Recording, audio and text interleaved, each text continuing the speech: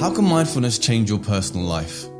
Now, in order for this to really hit, we need to understand that we are present for less than 25% of the day.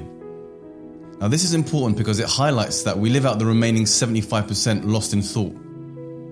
It's also crucial to know that the majority of the thoughts we dwell on during our waking hours are random and unwanted.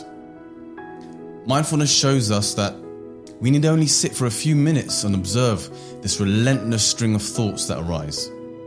Sit for a moment with your eyes closed and, like a scientist, take note of all the thoughts that pop up.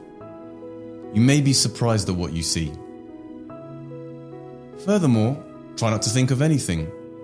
You'll notice that no matter how hard you try, you won't be able to stop the waves of thinking. It's actually impossible to go a full minute without having a thought. Well, at least for 99.99999% of the world's population. Now, the wonderful benefit of mindfulness is that with every thought that arises, we're given choice that we never knew we had.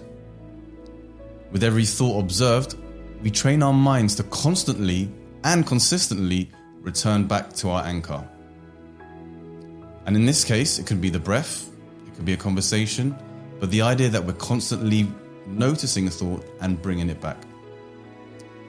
This is a skill that is hard to learn and hard to cultivate. But just like learning an instrument or a sport, it takes practice. We do this formal practice each day so that throughout the rest of the day, when the real meditation takes place, we can execute our training and implement our mindful tool.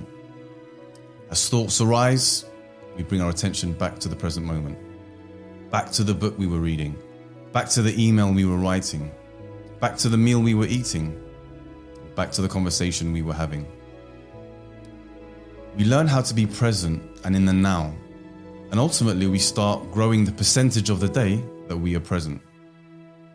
Being present is the real benefit of mindfulness.